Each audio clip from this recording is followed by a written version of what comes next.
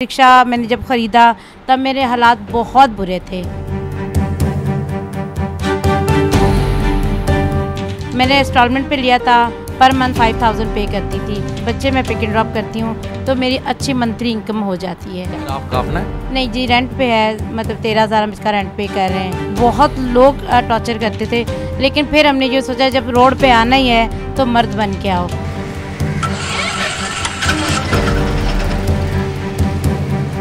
और अब ऐसे हालात हैं कि काफ़ी हद तक लोग हमें स्लूट करके जाते हैं। मैं जे रोड पे जा रही थी, मेरा चालान हो गया। अब मैं वहाँ इतनी परेशान मेरे पास पैसे कम थे। फिर मैं जिन लोगों ने मेरा चालान काटा, अब ये सोचे आधे पैसे उन्होंने पे किए, आधे पैसे मैंने पे किए। मैं ये सोचती हूँ जो ख़वातीन घर पे बैठी हुई ये सोचती रहती है मुझे क्या करना है। मत सोचो, हिम्मत करो और बाहर निकलो, अपने बच्चों के लिए, अपने घर के लिए कुछ करो। जो 2 आदमी जा रहे हैं उनको नहीं बिठाएंगे, चाहे वो हमें एक्स्ट्रा चार्ज भी करेंगे, हम फिर भी नहीं बिठाएंगे। अस्सलाम वालेकुम, मैं हूं आपका होस्ट आतिफ मलिक। आज हम आपको मिलाने जा रहे हैं लाहौर की एक ऐसी बाहिम्मत खतून के साथ जिन्होंने अपने वालिदैन के गुजर जाने के बाद अपनी और अपने बहन भाइयों की कफ़ालत के लिए मेहनत को ज़्यादा तरजीह दी। आज वो रिक्शा ड्राइवर भी हैं, रिक्शा चला रही हैं ताकि अपनी और अपने बहन भाइयों की बेहतर से बेहतर कफ़ालत कर सकें। जी मैम, बहुत शुक्रिया आपका टाइम देने के लिए। आप हमारे व्यूवर्स को बताएं कि आपने रिक्शा चलाना ही क्यों चुना? मैंने इसलिए चुना कि इसमें आप खुद अपने आप के लिए काम करते हो, लोगों की बातें नहीं सुनते हो, लोगों के साथ बहस नहीं करते हो। मैं पहले कोठी में काम करती थी, इसलिए मैंने वो छोड़ दिया। फिर मैंने बहुत सोचा मुझे क्या करना चाहिए। फिर मैंने लेडीज़ को देखा रिक्शा चलाते हुए, फिर मैंने सोचा मुझे यही करना चाहिए। फिर मैंने उनसे कांटेक्ट किया, फिर मैंने रिक्शा लिया और बहुत टाइम मैंने स्टॉप बाय स्टॉप चलाया। फिर मैंने रास्ते में जाते हुए सवारियों को उनसे बातचीत की, उनको उठाया। लेकिन बीच में ये हुआ, काफ़ी सवारियों के साथ काफ़ी ज़लालत हो जाती थी। कोई सवारी पैसे कम देती थी, कुछ लोग बदतमीज़ी कर जाते थे, कभी कुछ हो जाता था। तो इससे मैंने फिर ये सोचा कि बजाय कि मैं ये चीज़ करूं, फिर मैंने स्कूल के बच्चे पिक एंड ड्रॉप करना शुरू कर दिए। साथ ही मैंने एक छोटी सी जॉब है वो शुरू कर दी। और अल्लाह का लाख लाख शुक्र है, मेरी अम्मी अबू नहीं है, वो गुजर चुके हैं। मैं अपने बहन भाइयों का साथ दे रही हूँ और हम उनके लिए बहुत सही, मतलब अपने घर का गुजारा बहुत अच्छे से हो रहा है और बहुत मैं शुक्रगुज़ार हूँ। और जिन लोगों ने हमें रिक्शा मैंने जब ख़रीदा तब मेरे हालात बहुत बुरे थे, तो मैंने बहुत मुश्किल से ये रिक्शा ख़रीदा। मैंने इंस्टॉलमेंट पे लिया था, पर मंथ 5000 पे करती थी। लेकिन अब आके मैंने सारी पेमेंट करके अब मेरा रिक्शा अपना है। तो मेरा ये है कि रोज़ क्या मैं चलाती हूँ, जैसे बच्चे मैं पिक एंड ड्रॉप करती हूँ तो मेरी अच्छी मंथली इनकम हो जाती है। ठीक है, तो ये रिक्शा जब आपने परचेज़ किया, किसी के तवस्सल से किया कि खुद के यानी कि दम पर सारी इंस्टॉलमेंट वगैरह सारे पैसे वगैरह आपने अदा किए उनको? नहीं सर, ऐसी बात नहीं है। मैंने एक कंपनी से रजू किया, फिर मैंने उनसे बात की, उन्होंने मुझे इंस्टॉलमेंट पे दिया और तब मेरी सैलरी 10,000 थी। मैं 5,000 घर को देती थी और 5,000 अपनी इंस्टॉलमेंट पे करके अपना रिक्शा मैंने बहुत मुश्किल हालात में लिया। आपका अपना है? नहीं जी, रेंट पे है, मतलब 13,000 हम इसका रेंट पे कर रहे हैं। तो अभी भी हालात आपको महंगाई का पता ही है, लेकिन हम अल्लाह का लाख लाख शुक्र अदा करते हैं कि अच्छा रोज़गार चल रहा है। बाकी हमारी सोसाइटी में एक चीज़ देखने को मिलती है कि अगर कोई औरत मर्दों के शाना बशाना काम करती है तो उसको बहुत सी दिक्कत का सामना करना पड़ता है। तो क्या आपको भी कोई मुश्किलात का सामना करना पड़ा है अभी तक? सर पहले में बहुत होता था, बहुत लोग टॉर्चर करते थे, लेकिन फिर हमने ये सोचा जब रोड पे आना ही है तो मर्द बन के आओ। और अब ऐसे हालात हैं कि काफ़ी हद तक लोग हमें सलूट करके जाते हैं कि आप इतना अच्छा काम कर रही हैं और अपने बच्चों के लिए, अपने बहन भाइयों के लिए रोज़ी कमा रही हैं। और अब कोई दिक्कत नहीं होती, क्योंकि अब हम लोगों को एक तो आदत भी हो गई और लोगों को फेस करना भी आ गया है। तो अब हम लोग ये होता है कोई हमें एक आंख दिखाता है, हम 4 आंखें दिखाते हैं। तो इसलिए अब हमें फ़र्क नहीं पड़ता लोगों से। और जब हमने खुद अपनी मेहनत करनी है, अपने बहन भाइयों के लिए करना है, तो फिर हमें लोगों को नहीं देखना। लोग हमें खाने को देते हैं, पीने को देते हैं, पहनने को देते हैं, नहीं, हमें खुद सब कुछ करना है अपने दम पे।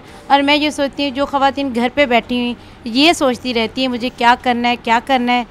मत सोचो, हिम्मत करो और रोड पे निकलो, बाहर निकलो, अपने बच्चों के लिए, अपने घर के लिए कुछ करो। घर पे बैठ के सोचना नहीं चाहिए। और मेरी अम्मी अल्लाह का शुक्र है वो हमें यही देती थी, मतलब तरबियत दी उन्होंने कि किसी से हाथ ना फैलाओ, अल्लाह के आगे झुको और अल्लाह के सामने ही आप दुआ करो और अल्लाह आपको देता है, 100 रास्ते खोलता है। और मैं आज अल्लाह का लाख लाख शुक्र है अपने माँ बाप की दुआओं से। आप हमारा घर देख लें कैसा है, और उसके बाद हम लोग अल्लाह का लाख लाख शुक्र बहुत अच्छा खा रहे हैं, पी रहे हैं, अल्लाह के आगे ज़रूर भीख मांगते हैं, लोगों के आगे हाथ नहीं फैलाते। कितने अरसे से आप रिक्शा चला रही हैं? मैंने 2017 में लिया था, मतलब 6 साल तो हो चले हैं। तो अब तक कोई ऐसी सवारी जिसने आपको यानी कि आपको दिक्कत पेश आई हो या कोई बदतमीज़ी हुई हो आपके साथ, इस तरह का कोई ऐसा कोई नेगेटिव वाक़या आपके सामने हुआ है? नहीं सर, ऐसा कुछ नहीं हुआ, लेकिन ये हुआ है कि काफ़ी हद तक सवारियाँ कभी पैसे बहुत ज़्यादा दे भी जाते हैं और कुछ सवारियाँ पैसे ले भी जाती हैं।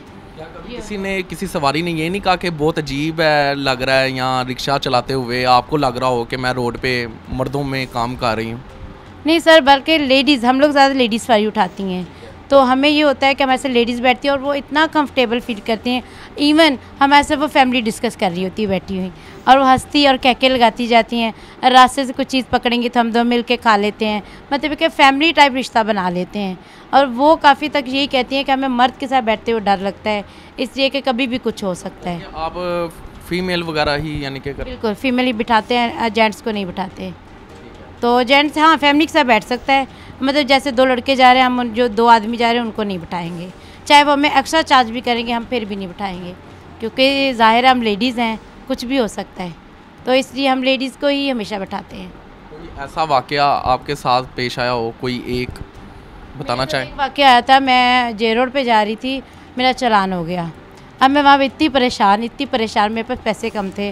फिर मैं जिन लोगों ने मेरा चालान काटा, अब ये सोचे आधे पैसे उन्होंने पे किए, आधे पैसे मैंने पे किए, और हमने चालान वालों ने, और वो मेरे पे अभी तक कभी मिले ना तो हैरान होते हैं कि मैडम हम पुलिस वालों से लोग देते हैं, लेते नहीं हैं, अब वाहिद बंदी है जिन्होंने हमसे लेकर चालान पे किया। आपकी ज़िंदगी का ये एक वाक़या गुजरा है कि पुलिस वालों ने खुद आपके आधे पैसे यानी कि पे किए हैं चालान के तौर पे? बिल्कुल, और वो अभी तक मैंने उनके देने थे, फिर मैं देकर आई हाफ पैसे, क्योंकि मैंने कहा आज नहीं दूंगी तो कल ज़रूर देने पड़ेंगे आखिरत में तो जाके।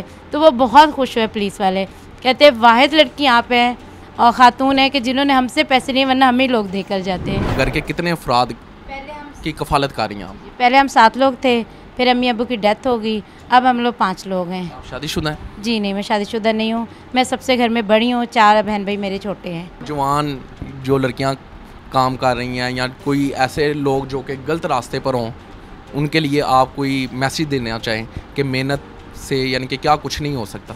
मेरी सबसे ये अपील होगी, रिक्वेस्ट होगी कि जो लेडीज़ घर पे बैठ के मार और कटाई और टेंशनों में रहती हैं, कि आप लोग हिम्मत करके बाहर निकलो और अपने बच्चों को और अपना पेट पालो, और सर उठा करना अपनी ज़िंदगी जिएं।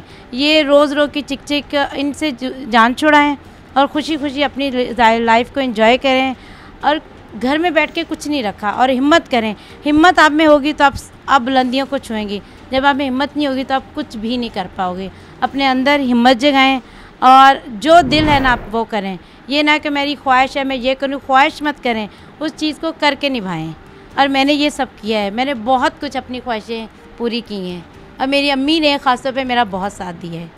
जी नाज़रीन, जैसा कि आपने इनकी बात सुनी, इसमें कोई शक नहीं कि अगर कोई औरत चाहे तो वो मर्दों के शाना बशाना काम कर सकती हैं। हालात जैसे भी हों, लोग अपना वो इंसान अपने घर का, अपने घर वालों का पेट पाल सकते हैं। इसी के साथ अपने होस्ट आतिफ मलिक को इजाज़त दीजिए। अल्लाह ने के बाद।